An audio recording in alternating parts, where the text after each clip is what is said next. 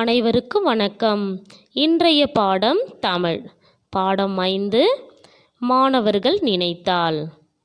இந்த பாடத்தில் நாம் பிளாஸ்டிக் என்பது ஆங்கில சொல். இதனுடைய தமிழ் சொல் நெகிழி. நெகிழியோட தீமைகளை பற்றி தான் நாம் இந்த பாடத்தில் பார்க்க போகிறோம். முன்கதை சுருக்கம் பார்க்கலாம் வாங்க. சிறுமி மேரி மகிழ்வோடு துள்ளி குதித்து ஓடி வந்தாள். தனது தோழி மகிழினியை பார்க்க அவளிடம், இன்று காலை எங்கள் வீட்டு பசு கன்று ஈன்றுள்ளது. இனி நான் கன்று குட்டியுடன் விளையாடுவேன். உடனே மகிழினி, என்னையும் விளையாட்டில் சேர்த்துக்கொள் என்றாள். அப்போது மேரியின் வீட்டு மாட்டுத் தொழுவத்தில் ஒரே கும்பல். அவர்கள் கண்ட காட்சி கல் நெஞ்சையும் கசிந்துருகச் செய்தது. கன்றை ஈன்ற பசு தனது கழிவினை வெளியே தள்ள முடியாமல் இறந்து போயிருந்தது. பாதி வெளியில் வந்திருந்த கழிவில் நிறைய நெகிழி குப்பைகள் இருந்தன. நெகிழி என்பது பிளாஸ்டிக்.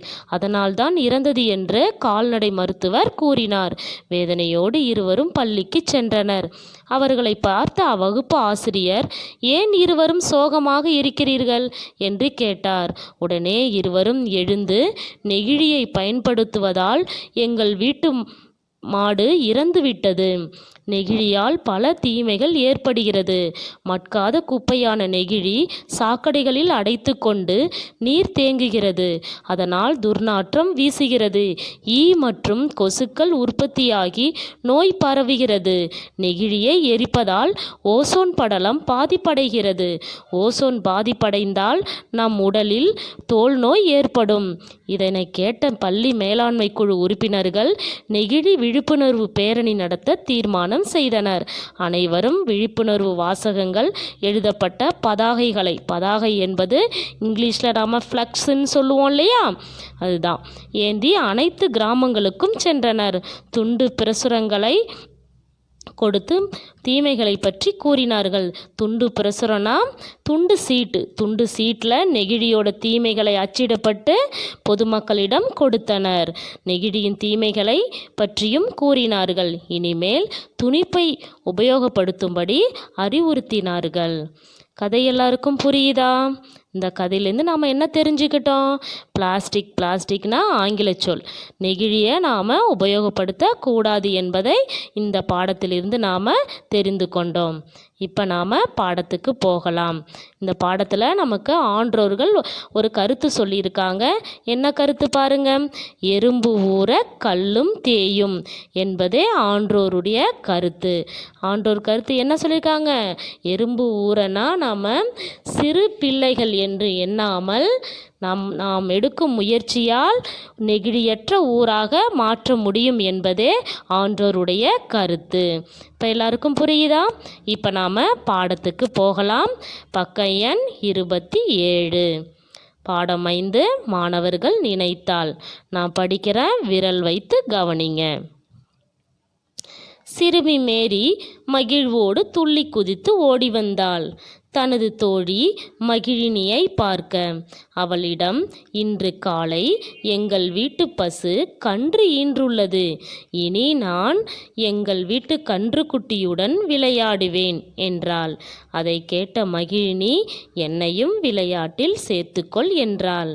பார்த்தீங்கன்னா, மேரியோட வீட்டில் மாடு கன்று ஈன்றுள்ளது.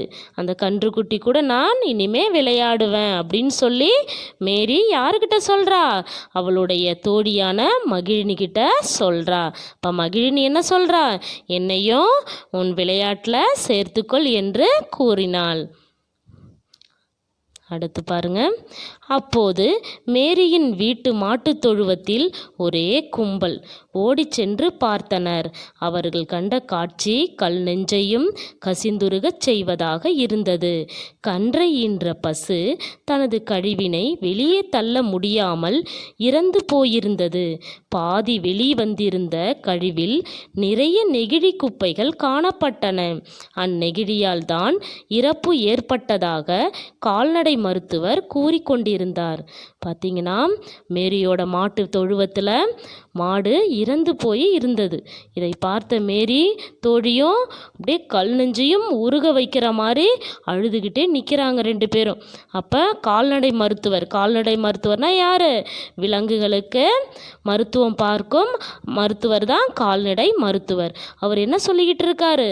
நெகிழி குப்பைகளை நிறைய சாப்பிட்டதுனால மாடு இறந்து விட்டது என்று சொல்கிறார். வேதனையுடன் பள்ளிக்கு சென்றனர் மேரியும் மகிழினியும். சோகமாக அமர்ந்திருந்த இருவரையும் அழைத்து காரணம் கேட்டார் வகுப்பாசிரியர்.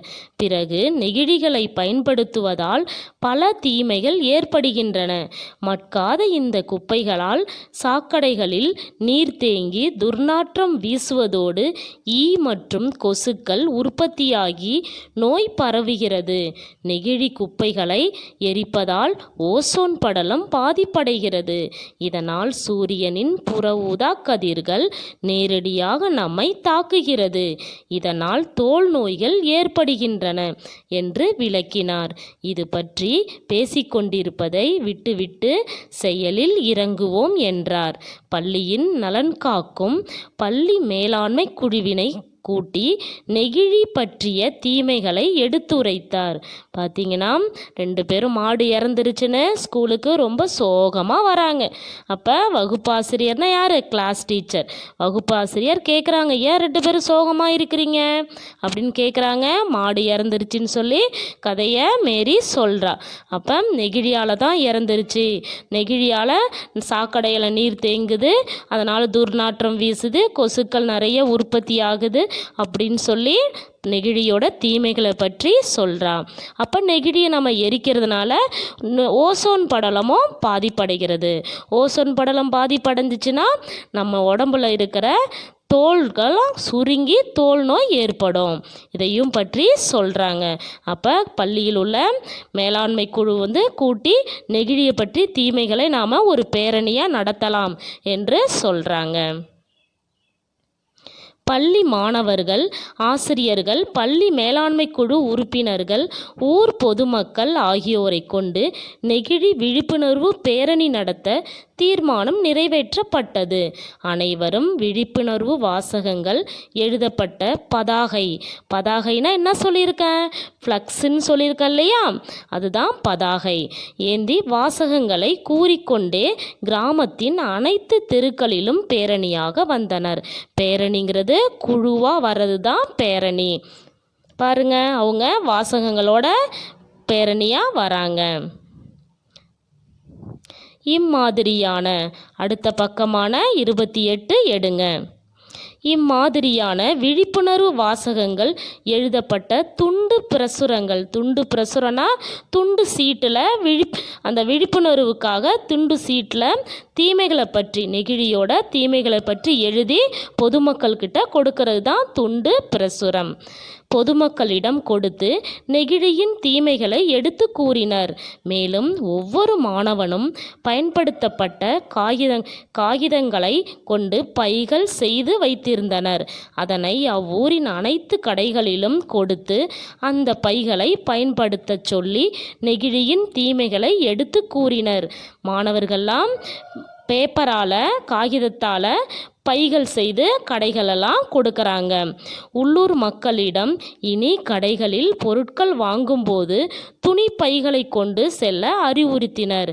இனிமே யாரும் நெகிழியை பயன்படுத்தாதீங்க, இனிமே எல்லோருமே கடைகளுக்கு செல்லும் பொழுது துணிப்பையை கொண்டு செல்லுங்கன்னு சொல்லி மாணவர்கள் எல்லாம் பொதுமக்கள் கிட்ட சொல்கிறாங்க. எறும்பு ஊற கல்லும் தேயும் என்ற ஆன்றோரின் வாக்கிற்கு ஏற்ப இச்சிறு பிள்ளைகளின் முயற்சியால் அந்த ஊர் நெகிழியற்ற ஊராக மாறி வருகிறது. இப்போ நம்ம அப்துல் கலாம் அவர்கள் சொல்லியிருக்கார் இல்லையா, மாணவர்களால் எல்லாவற்றையும் சாதிக்க முடியும் என்று சொல்லியிருக்கார் இல்லையா, அதே போல தான் ஆன்றோர்கள் என்ன சொல்லியிருக்காங்க? எறும்பு ஊற கல்லும் தேயும். இப்போ பார்த்தீங்கன்னா சிறு பிள்ளைகள்னு யாரும் நம்ம நினைக்கக்கூடாது.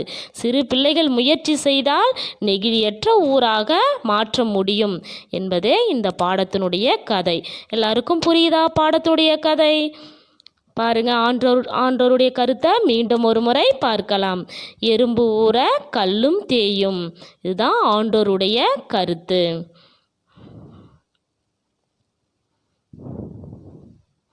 பாருங்க, நம்ம பதாகைன்னு சொல்லியிருந்தோம் இல்லையா, அந்த பதாகை தான் இந்த ஃப்ளக்ஸு. ஃப்ளக்ஸில் இங்கிலீஷில் ஃப்ளக்ஸுன்னு சொல்லுவோம், தமிழில் பதாகை. என்ன எழுதியிருக்காங்க பாருங்க. பிளாஸ்டிக் மாசினை ஒழிப்போம், நலமான தமிழகத்தை உருவாக்குவோம். பிளாஸ்டிக் அணுகுண்டுகளை விட மோசமானது. பிளாஸ்டிக் பார்த்தீங்கன்னா அணுகுண்டுகளை விட மோசமானது. நெகிழியை தவிர்ப்போம், சுற்றுச்சூழலை பாதுகாப்போம். நெகிழியை நாம் தவிர்த்தாதான் நம்ம சுற்றுச்சூழலை பாதுகாப்போடு வைத்திருக்க முடியும். பல்தூரிகை. பல்தூரிகை என்பது தமிழ் சொல். இதனுடைய ஆங்கில சொல் பிரஷ். இதை நாம் நெகிழியால் உபயோகப்படுத்தக்கூடாது. இதற்கு பதிலாக நாம் வேப்பங்குச்சியை பல் துலக்குவதற்கு பயன்படுத்த வேண்டும். அடுத்து தண்ணீர் புட்டி. தண்ணீர் புட்டி என்பது தமிழ் சொல். இதனுடைய ஆங்கில சொல் வாட்டர் பாட்டில். இதை நாம் நெகிழியால் பயன்படுத்தக்கூடாது. அதற்கு பதிலாக செம்பு கலந்த தண்ணீர் புட்டியை நாம் பயன்படுத்த வேண்டும். அடுத்து நாற்காலி. நாற்காலி நாம் பிளாஸ்டிக்னா நெகிழியால் நாம் பயன்படுத்தக்கூடாது. அதற்கு பதிலாக நாம் மரத்தாலான நாற்காலியை நாம் பயன்படுத்த வேண்டும். அடுத்து பாருங்க, கூடையெல்லாம் பிளாஸ்டிக் தான் இல்லையா, நெகிழியால் இருக்கு இல்லையா. இதெல்லாம் நாம் இனிமே பயன்படுத்தக்கூடாது. அதற்கு பதிலாக நாம் துணிப்பையை தான் நாம் பயன்படுத்தணும். இன்றைய பாடம் முடிந்தது. நன்றி, வணக்கம்.